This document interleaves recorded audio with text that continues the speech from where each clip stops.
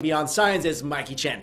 Superpowers is something I love talking about on this channel because, well, and I think most people in the world want them. Be honest, who doesn't want to be able to fly or teleport and be like a real-life X-Man? Except, I wouldn't really want to be this guy. I mean, his power is just basically turning himself into a cactus. So if I had to ever fight him, all I gotta do is keep my distance and get a stick. Anyway, speaking of superpowers, there is a really interesting report recently of an 8-year-old boy named JT who, along with his big brother Mason, apparently saved their father from being crushed by a car with the help of what he called angels. The father, named Stephen Parker, was working on a Toyota Prius with his sons at their home in Sugar City, Idaho, and the car accidentally collapsed on top of him when he was adjusting an axle. As a result, he was completely and utterly trapped under the car and then eventually passed out. 8-year-old JT was the only person around at the time because Mason had gone inside for a bit, and he shouldn't really be able to do anything in that situation because it took both his father and Mason to jack up the car the first time. But JT started jumping on the jack's handle, and for some reason, the Toyota started to rise off his father's body. This is really remarkable because JT only weighs around 50 pounds. After the car was jacked up, JT told Mason what happened and they called 911.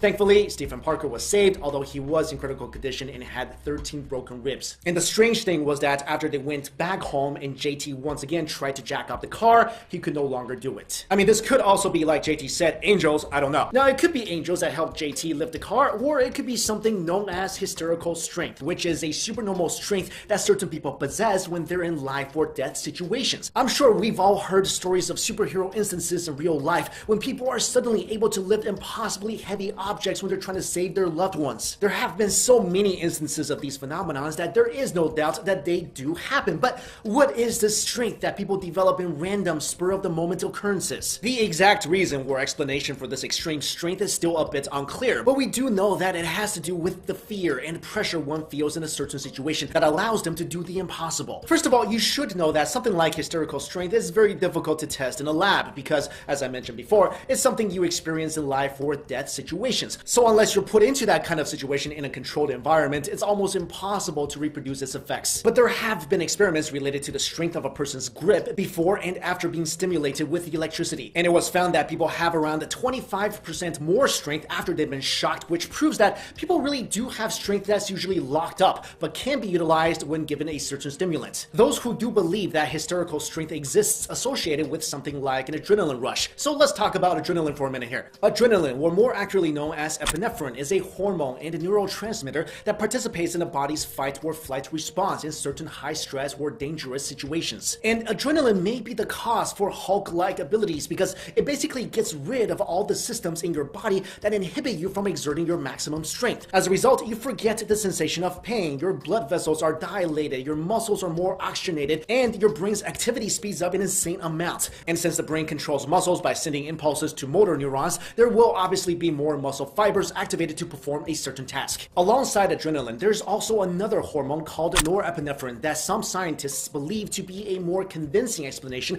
for hysterical strength. The reason they believe norepinephrine is the one responsible is because it works a lot quicker than adrenaline and also acts like a primer, telling the body that it's time to go into fight or flight mode. Not only that, it also tells your muscles to dump all its stored glucose for instant bursts of strength, which results in a huge amount of energy released for your muscles to use. So from the effects of these hormones, your eyes dilate, your brain activity increases, and you're much more focused on whatever you're doing. In fact, all your focus is directed at a single point, whether it be escaping from a deadly situation or saving your loved one who's dying before your eyes. As a result, you get all the strength you never knew your body could exert. And if you're wondering why our bodies can't always use the maximum amount of muscle fiber, it's because, well, we're walking meat popsicles after all. And although no one is precisely sure, some studies show that people usually use as little as 25% of their total muscle fibers. That's because on a daily basis, your brain's kind of like, nah, I'm not gonna bother sending signals to all the muscle fibers because you don't really need that much strength. What I'm trying to say is the use of so much strength will strain our bodies and consume too much energy. And the hysterical strength state is only a temporary state that our body allows us to be in when the brain senses certain stimuli and then overrides all limiters in the body.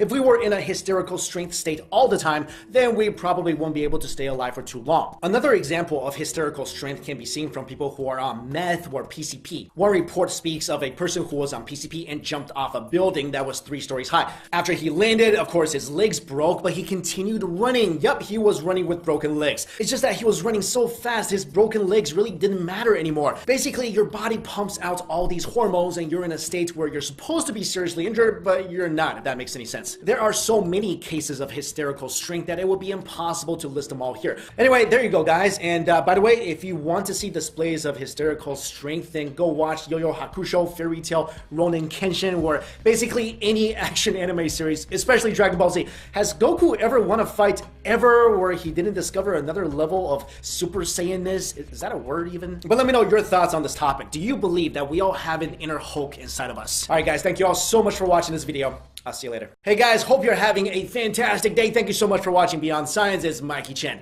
Superpowers is something I love talking about on this channel because, well, and I think most people in the world want them. Be honest, who doesn't want to be able to fly or teleport and be like a real-life X-Man? Except, I wouldn't really want to be this guy. I mean, his power is just basically turning himself into a cactus. So if I had to ever fight him, all I gotta do is keep my distance and get a stick. Anyway, speaking of superpowers, there is a really interesting report recently of an 8-year-old boy named JT who, along with his big brother Mason, apparently saved their father from being crushed by a car with the help of what he called angels. The father, named Stephen Parker, was working on a Toyota Prius with his sons at their home in Sugar City, Idaho, and the car accidentally collapsed on top of him when he was adjusting an axle. As a result, he was completely